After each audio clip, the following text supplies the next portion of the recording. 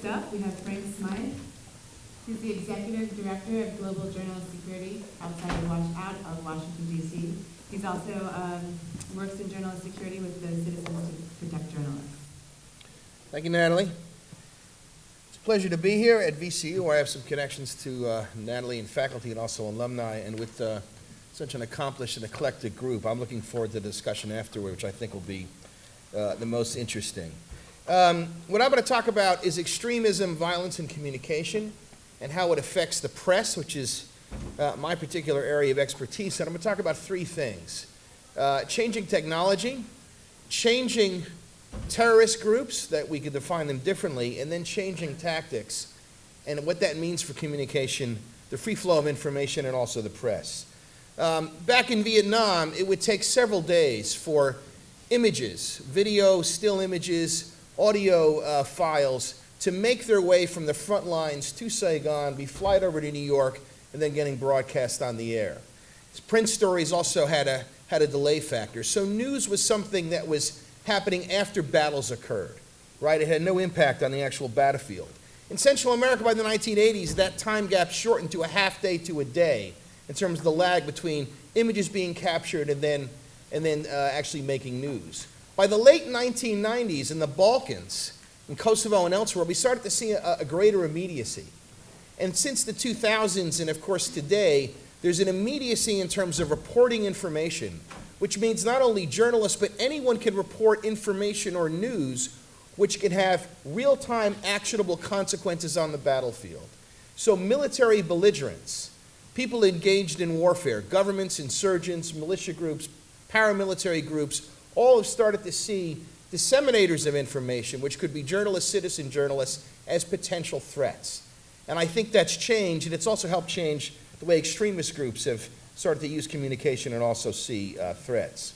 Another thing we saw is that in the old days, back in the 1980s, we had Marxist groups in Central America, or the Irish Republican Army in Northern Ireland and Ireland, and also operating in the United Kingdom.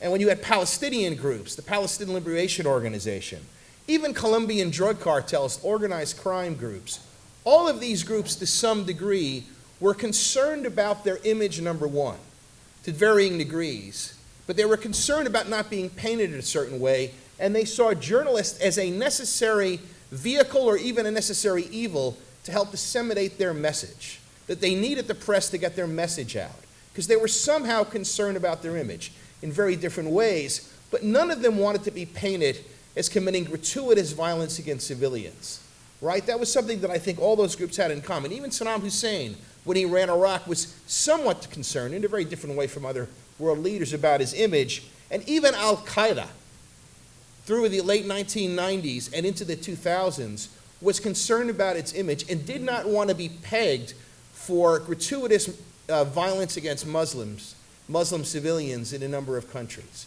right? They were concerned about that. What we see now is that's sort of no longer the case with a number of groups, and that's a dangerous trend, and I think it changes things.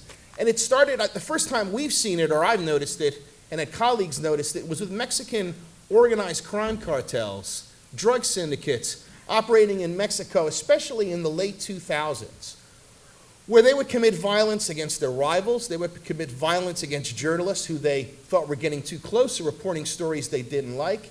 But we also started to see what seems like a trend of committing violence as a way of telegraphing their strength, killing a host of civilians who seem to be completely innocent, as a way of demonstrating we are here in this community, and sending a message to other rivals as well as law enforcement and others that we are here, this is what will happen if you defy us or somehow get in our way in any manner. And I think that's an interesting trend. There's a political scientist named Bill Stanley, who's the director of political science at the University of New Mexico. And he started looking into use of violence in El Salvador by right-wing groups as not as a means of itself, but as a means of creating political chaos. You would kill people that they were perceived to be guerrilla supporters or suspected guerrillas, but he noticed the trend where it seemed like the violence would increase as a way of destabilizing the government, that there was another agenda. Right? This takes it to another level where the violence itself becomes an act of communication. in the terms of these Mexican crime cartels. It's a demonstration effect. It's similar to the story of a convict who goes to prison. The first thing he does is he beats somebody till his eyes bulge out, a weaker person, so everybody notices that he's there and he's a bad guy, right? It's the same concept of Mexican drug cartels, and ISIS has taken this to a level that we have never seen before, at least in modern times, right? I mean, if you go back to the days of Genghis Khan, perhaps, but certainly we've never seen it before. The use of violence to telegraph your strength, and the violence itself becomes sort of your signature act, the way you show that you're standing up to the powers that be, whether that's the United States and the West or what they perceive as corrupt Muslim groups, and they're willing to kill anyone who doesn't share their particular extremist version of Islam, that some people would say is so extreme it's not even Islamic, though I think that's another debate. But the act of violence becomes an act of communication itself, and I think that's something that's interesting. The other thing that we've seen is a contagion, which is the spread of this effect to other areas. We've seen a number of groups, especially in sub-Saharan Africa, where you have weak or failed states, a great deal of dysfunction, a great deal of corruption, and insurgencies that are operating in different places like Somalia, like Nigeria, where these insurgencies, which before wanted to be seen, and to some degree were affiliated with Al-Qaeda, now we're seeing increasing numbers who want to be recognized by ISIS. Please, ISIS, give us your blessing, because that's a mark that we're the baddest guys on the block, right? If you think about gangs that, as Pete alluded to, if you're the kind of person who wants to join a gang, you don't want to join the gang that's kind of bad but not that bad. If you're going to go there, you might as well join the baddest gang in the neighborhood. And I think there's a trend we're seeing globally that we've never seen before in terms of the use of violence and the use of violence for violence' sake, right? In terms of telegraphing a message, burning a Jordanian Air Force pilot alive as a way of telling other Muslims, this is what we're going to do if you defy us. If you defy us and dare drop bombs on our positions, right? Especially because you are allegedly a fellow Muslim. We're going to make an example out of you. I don't think that's something that's dangerous, and the problem is it's contagious because we're also seeing some moderate groups in Syria, moderate Syrians, who are part of the opposition that was aspiring to democracy. There's been a number of documented cases that have now joined ISIS because they see that the moderate opposition has failed, and ISIS they see as winners of some kind in a very cynical manner, but there's an allure there that I don't fully understand, and I think we're still sort of wrestling with. Similar, you see students, young people from Belgium, young women, young men, but especially young women as well, joining ISIS. It satisfies the need to belong, and there's a sense that ISIS is going somewhere. If you step back and think about it, it's really an extraordinary, despicable group, but there's something alluring about it that I think is dangerous and spreading. And also, there's something else about it's having an effect on us. The murder of James Foley, right, 2014, is the one event that Americans are most familiar with as an act of terrorism since 9/11, since the actual 9/11 terrorist attacks. So this is having an effect not only on people that admire this kind of violence, which is a very small, thin members of society within the Islamic world and outside of it. I mean, a minuscule amount, but they can do a lot of damage. It's also having an effect on those of us on the outside, just like the Paris attacks did, just like the Brussels attacks did, where it's making people feel unsafe, the randomness of violence, just like gun violence in the United States. There's much more violence in inner cities that occur as a result of gun violence, but it's the randomness of violence that happen in school shootings that make a wider section of society feel vulnerable. And it's the same thing with terrorism. It attracts a certain few, and it terrorizes the rest of us. And the scary thing is, on their own terms, they are succeeding. And I think that's something that needs to be acknowledged and dealt with. There are a few conclusions that I want to make about this process. One is there's a complete breakdown, I think, of dialogue. When you no longer need the press, you can start telegraphing your own message. We've seen with cable television in the past 10 years in this country, the dialogue has separated into people talking past each other. If you like a certain particular perspective, you go to that channel. If you like a certain perspective, you go to the other channel. and channels are popping up because they're resonating with certain people, right? Internationally, you have similar things with things like Russia Today, right? And Al Jazeera at one point was, I think, somewhat hopeful because it was relatively quite independent as an international network.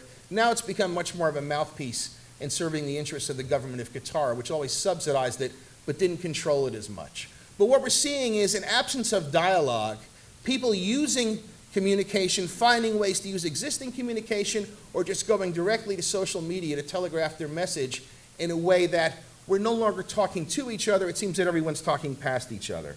And what's happening within the US cable network system and in the presidential campaign, what's happening today in the news is not dissimilar from what's happening internationally.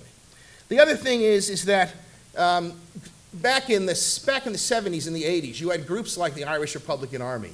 You had groups like the African National Congress. You had groups like the Salvadoran FMLN guerrilla movement, who used violence and terrorism as a tactic to different degrees, but ultimately had strategic goals which were about legitimate grievances and ultimately inclusion.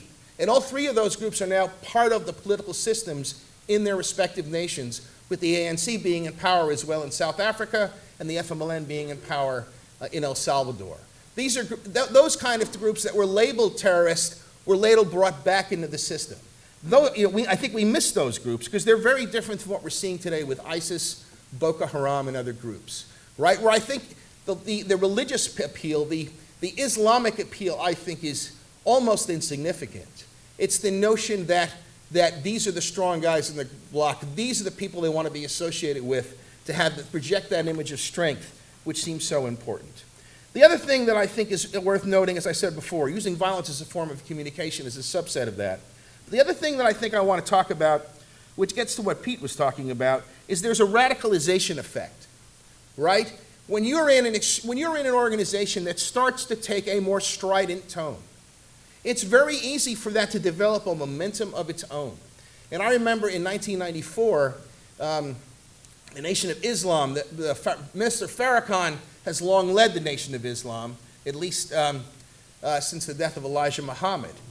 But in 1994, there was an individual, I think his name was Khalid Sheikh Mohammed, who was whipping up crowds at Howard University and elsewhere in a manner that was becoming a little bit more strident and a little bit more militant than Minister Farrakhan. And Farrakhan had to gently but very clearly silence Khalid Sheikh Mohammed and say, well, he's, to use his language, a good brother, and he's making good points, but basically don't take it too far. Don't try to go more extreme than me. I'm the leader of this movement. I'll decide how far we're going to go, which I think was an interesting exercise. I saw the same dynamic in the National Rifle Association at that time, right? Well, we're against the government. Well, how far are you going to go against the government? There were guys back 20 years later looking like me now, overweight, middle-aged guys who were talking about going into the woods and forming an insurgency. Having been with insurgencies as a reporter, I thought this is ridiculous. But there were some people who then took that to extremes, which was Timothy McVeigh, who was inspired in no small part by gun control, right? So how far do you go? Because if you don't have a way of checking that violence, it will run away with itself. Whether we're talking about the Nation of Islam or the National Rifle Association or the gun rights movement or other groups. I think we're seeing that, and I'm not trying to make a political point, I'm just making an observation. We're seeing that now in the presidential electoral debates, and in particular what's happening within the Republican Party, right? The GOP has become increasingly strident against the Democrats, right? Going back to Newt Gingrich is where I think it started, that some people would go back to Gold Warren and earlier. But certainly in the past 15 to 20 years, that rhetoric and that stridency has become more extreme and I think more militant to where we get to where we are today, that the front runner is unacceptable to the party elders because he's perceived as being too extreme. And it underscores that notion that when this extremism, when this starts to develop its own dynamic, unless something is done to rein it back in, it will continue to its logical conclusion. And I think you see it internationally when you see, remember when Al-Qaeda was the bad guy on the block? Now they look like has-beens, lightweights, compared to ISIS, which is an extraordinary phenomenon considering how vicious and cruel and destructive Al-Qaeda was and remains compared to what ISIS is. And it's that same phenomenon. And I think the solutions, of course, are something we could talk about on all those issues. But I think on the international realm, I think military solutions that are smart, but also robust and multilateral, I think are necessary. But it is also necessary to deal with the soft power issues, the political issues, and address why young Belgian students, men and women, and other people are gravitating toward this movement.